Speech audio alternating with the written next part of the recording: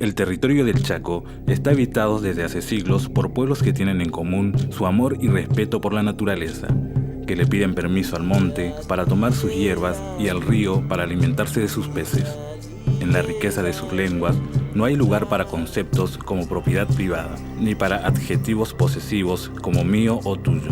Las cosmogonías de las tres culturas más influyentes, la Com, la Wichí y la Mocoy, comparten elementos comunes en su visión de la creación del mundo.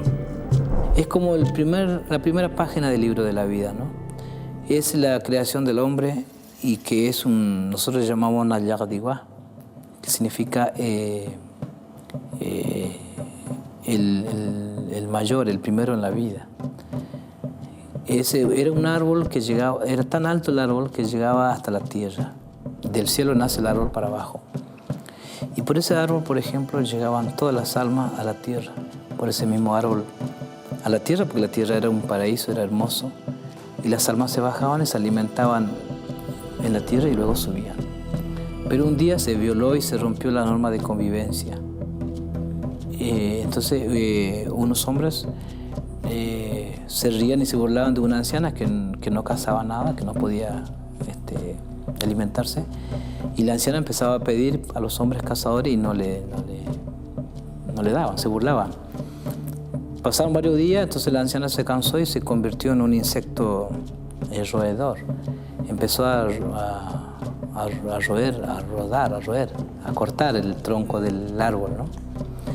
Sin que la gente se dieran cuenta y que la gente se burlaran de ella, ella siguió cortando. En un momento el árbol se cortó. Al cortarse el árbol se despide de la tierra, no cae sobre la tierra. O sea, se corre para arriba. Y muchas almas quedaron en la tierra y muchas en el árbol, en el cielo. Muchas almas. Esas almas no pudieron subir y las que estaban arriba no pudieron bajar. Las que estaban abajo se alimentaron tanto de la tierra que fueron tomando cuerpo humano y se esparcieron por la tierra. De acuerdo al clima, la comida y el lugar, fueron formando sus propias lenguas y su propio color de piel y adaptándose a la naturaleza. Se multiplicaron en la tierra. La única manera para volver hacia arriba es morir. Después que uno muere, vuelve a encontrarse con el árbol y sube. Y la única manera de bajar lo que está arriba es cuando un cuerpo nace. Esa es la concepción de la vida, ¿no? La cosmovisión Com, la mujer tiene origen divino, que es un poco contrario al judeo-cristiano. Sería que la mujer nace de la costilla del hombre. Para nosotros, la cosmovisión nuestra, las mujeres vinieron del cielo. Por eso la mujer es la portadora del saber, de la vida y de la cultura. Cuando las mujeres eran estrellas, siempre bajaban a la tierra para robar el alimento. Y así fue que se va creando entre dos universos, el mundo de la tierra y el mundo espiritual, donde las mujeres eran estrellas. Cuando bajan empiezan a crearse como matrimonio, lazos entre animales y mujeres estrellas. Y así se va creando el universo. Nosotros creemos en un ser superior que para los cristianos puede ser Yahvé, Jehová, o para otros Alá. Para nosotros el Gran Espíritu, nosotros decimos Ñem Karaot o Ñemio Tapegna, que es el ser superior, el creador. Pero aparte de eso, el monte, el agua tienen sus protectores. Por eso cada vez que eso lo aprendimos en la casa, en el campo, cada vez que se iba a pescar había que pedir permiso al dueño del agua, cada vez que se iba a cazar había que pedir ese permiso al dueño del monte para no romper ese equilibrio, porque ellos también necesitan vivir como nosotros necesitamos vivir. Para saber quiénes somos y qué es lo que podemos hacer, se hacía justamente una danza que no significaba que la persona debería danzar, sino empezar a escuchar, entender y profundizarse, meterse adentro hacia uno mismo para saber quién es, cuáles son sus posibilidades, cuáles son sus dones, qué sabe hacer la persona y cuáles son sus poderes, no sobrenaturales, sino que uno ya trae, ¿no? Algunos eran para curar, otros para visionar, otro para ayudar, otro para pacificar, y otro de un espíritu muy comunitario. Esa era la vida. ¿Qué pasa con nosotros cuando morimos? Nos vamos al mundo de los espíritus, que es un lugar un lugar de descanso, pero que sí puede estar en contacto con lo que están ahora todavía. también se muestra el camino. Por eso muchos de nuestros ancianos, los natagalá, los líderes, tenían mucho contacto con el mundo espiritual. Por eso a veces los antropólogos hablan de mesianismo y esas cosas, pero por no entender más las cosas internas nuestras. Y está bien que a veces no lo entiendan.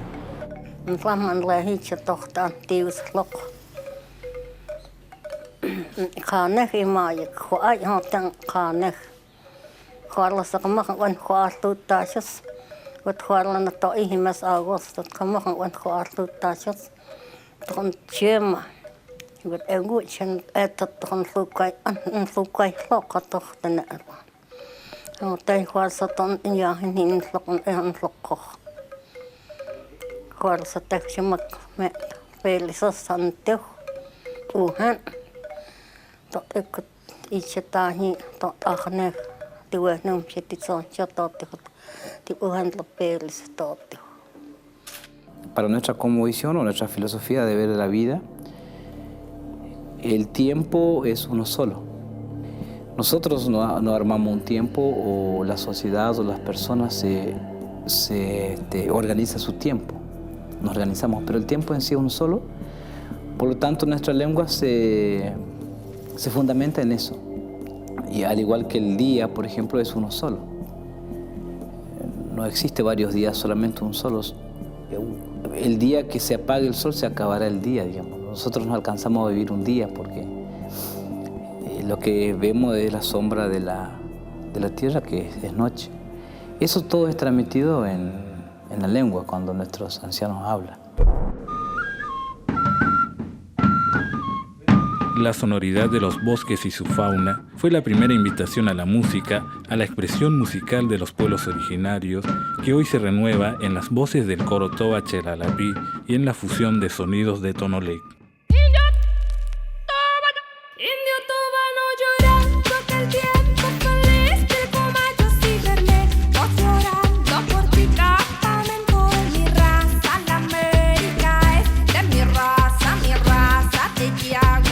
Tonolec es una palabra toba, que significa ave caburé, que bueno, hay una leyenda toba de que este caburé tiene un canto hipnótico y atrae a sus presas, y también hay una enseñanza que es que el caburé en un momento abusó de este poder que le dieron los dioses y atrapó más presas de las que necesitaba. Entonces los dioses le dieron un castigo, que fue decirle a todos los cazadores que estas plumas que tiene el caburé traen suerte. Entonces el caburé pasó de ser un pájaro hermoso a ser un pájaro desplumado y perseguido. Nace allá por el año 1962 en un lote llamado Lote 215, actual barrio Toba. Antiguamente eran casas de choza, techos de paja. Ahí pasaba lo que era el ferrocarril de acá de la zona de Resistencia. Y eran jóvenes en ese entonces, eran 15 voces jóvenes, tanto masculino y femenino. Y siempre se juntaban todas las tardes antes que caiga el sol. Se reunían todos los jóvenes para hacer los respectivos rituales. Y ahí fue que se va conformando el coro Toba Chelalapí, que en voz toba quiere decir banda de zorzales. Cuando uno es chico en el Chaco escucha mucho chamamé. Se escucha en todos lados, en las fiestas, en los asados. La música aborigen no es muy escuchada, no es muy conocida, a pesar de que el barrio Toba está a 5 minutos del centro de Resistencia. Y bueno, uno de los referentes fue Cito Segovia, que además de ser muy buen músico y tocar chamamé, también fue uno de los que incluyó la música aborigen, la lengua aborigen. Nuestra generación, que no es una generación que fue criada con la otra versión de la historia, tuvimos que nosotros mismos, desde el arte en nuestro caso, hacer un clic hacia otro lado, hacer un revisionismo de lo que se nos estaba enseñando desde la música que a nosotros nos fue hecha a conocer como folclore argentino, como música de origen, ¿no? Una historia contada desde el gaucho para acá. no era reconocido en realidad el canto nativo hasta hace muy poco tiempo. No debe llevar ni una década de ser reconocido el canto nativo, el canto toba, el canto mapuche, todos los cantos en lengua nativa que tenemos como parte del folclore argentino. La conquista española del Chaco comenzó el 15 de marzo de 1585, cuando una caravana encabezada por Alonso de Vera y Aragón y Hernando Arias de Saavedra partió desde Asunción del Paraguay hacia el sur. Los habitantes originarios opusieron una heroica resistencia a los invasores. Tras librar varias batallas, los conquistadores lograron fundar el 14 de abril la ciudad de Concepción del Bermejo. Nosotros creíamos que el blanco venía a ocupar la tierra como la ocupábamos nosotros también, y no a encerrarla y encuadrarla, sino que se dejó al blanco incluso ocupar la tierra, pero porque se pensó que después el blanco también iba a irse a otro lado, iba a ir cambiándose de lugar y no estar en un solo lugar. Pero la idea que el que vino se quedó y no quiso compartir, encerró, encuadró. Luego hizo una casa cuadrada, luego unas cuadras, más cuadras, una iglesia, luego encuadró un límite de municipal, luego encuadró por departamento, luego encuadró la provincia del Chaco. No está mal, digo, no estamos en contra de eso, pero eso fue que prohibió un poco la libertad, violó la paz, el significado verdadero de la paz. Tras la división en 1617 de la gobernación del Río de la Plata en dos, la del Paraguay con capital en Asunción y la del Río de la Plata con capital en Buenos Aires, Concepción del Bermejo quedó dentro de la jurisdicción rioplatense. Los españoles procedieron a repartir a los prisioneros indígenas e intentaron someterlos al régimen de encomiendas, pero los reiterados abusos sobre la población local llevaron a que el intento conquistador terminara en un fracaso. En 1632, Concepción del Bermejo fue destruida por los bravos guerreros de las distintas naciones indígenas y sus pobladores abandonaron la región. En la provincia del Chaco, a diferencia de otros sitios, la Iglesia Católica no tuvo muchas repercusiones. Mínimo el porcentaje de población indígena que se adhirió al rito católico, ¿no? Fue muy difícil el contacto de algunos misioneros católicos y franciscanos. En un principio no fue posible prácticamente en la provincia. Fracasaron los intentos, ¿no? La ocupación militar de parte del territorio chaqueño será el paso previo de sucesivas campañas militares contra los habitantes originarios destinadas a su sometimiento e incorporación en condiciones de extrema explotación al mercado de trabajo. Las campañas estas están pensadas con un doble objetivo. Fijar los límites del país, es decir, fijar los límites sobre los que la burguesía argentina va a asentar su dominio, y a la vez poner en producción un gran espacio que desde la perspectiva de la perspectiva empresaria, de la perspectiva capitalista, estaba abandonado en manos de lo que ellos consideraban los salvajes. El objetivo es someter a esa población para que se transforme en lo que el mismo general Victorica llama el brazo barato para la producción. Este trabajador, que era un trabajador poco calificado, sin los hábitos de trabajo, eso es otra cosa que también lo estudian, y ahí se van haciendo distintos intentos para ver cómo se puede lograr que los indígenas puedan adaptarse al régimen de producción moderno, capitalista. Lo que hay que hacer es crearle necesidades que solo puedan satisfacer con dinero. Y entonces, como solo la van a poder satisfacer con dinero, bueno, van a tener que ir a trabajar como cosecheros, como asalariados, para conseguir ese dinero. En 1870, el teniente coronel Napoleón Uriburu Partió de Jujuy y llegó a San Fernando y Cangallé, creando las condiciones para que 2 años después, el 31 de enero de 1872, el presidente Sarmiento decreta la fundación de la Gobernación del Chaco, con capital en Villa Occidental, actual territorio paraguayo, al frente de la cual designará a Julio de Bedia. En 1875, Luis Fontana realizaba una campaña de limpieza contra los pueblos originarios por la zona del Pilcomayo. En 1880, durante la gobernación de Lucio Mansilla, por orden del presidente Avellaneda, el mayor Luis Fontana lanzó una nueva ofensiva militar que ampliará la ocupación del territorio, pero se perderá la zona del Chaco Boreal y Villa Occidental se cederá al Paraguay.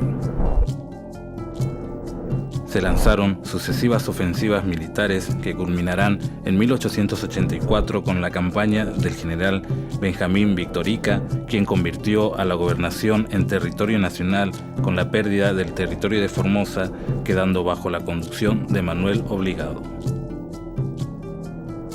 En septiembre de 1899, mientras gobernaba el territorio Antonio Donovan, el general Lorenzo Winter encabezó una campaña tendiente a la incorporación de mano de obra barata para los emprendimientos azucareros y madereros en la zona del Chaco. El presidente Figueroa Alcorta creó en 1907 la División de Caballería del Chaco, bajo el mando del coronel O'Donnell, quien dividió el territorio en 4 zonas de operaciones. El coronel Enrique Rostalno sucedió a O'Donnell en 1911 y creó la autodenominada Fuerza de Operaciones, con la cual sometió a unos 8.000 habitantes originarios, según se decía, para alejar al indígena de las tentaciones que la naturaleza le ofrece. Para fines de 1917, el presidente Irigoyen dio por terminada lo que él llamó la guerra contra el indio. En Europa, la industrialización en las ciudades y la tecnificación del campo provocaron, a mediados del siglo XIX, el traslado de grandes masas de población hacia las zonas urbanas. Pero allí tampoco había trabajo para todos y comenzó entonces la gran emigración. Así fueron llegando al puerto de Buenos Aires, con hambre, cargados de hijos y de ilusiones, pero también de ideas, los inmigrantes. Mientras los anchorenas tiraban su vajilla de oro al mar en su viaje a Europa, los cruzaban literalmente en sentido contrario quienes viajaban en tercera clase o en la cubierta de los barcos hacia el país próspero y libre al que los dueños de la Argentina llamaban la tierra de la gran promesa. El primer núcleo poblador, digamos, va a ser la colonia Resistencia del año 1878, que se formó primero en base al núcleo que ya existía de obrajero, de correntinos y grupos que estaban asentados en forma espontánea. A eso se agregó la mensura de la colonia y después un grupo de inmigrantes que llegan acá a fines de enero del año 1878 y allí se conforma el primer núcleo poblado en el Chaco. Ahora, cuando se empieza a pensar, o cuando se plantea, porque esto está planteado desde el inicio, que esta tierra debe ser puesta en producción, el camino que explícitamente se plantea es el del desarrollo de la colonización. Es decir, la distribución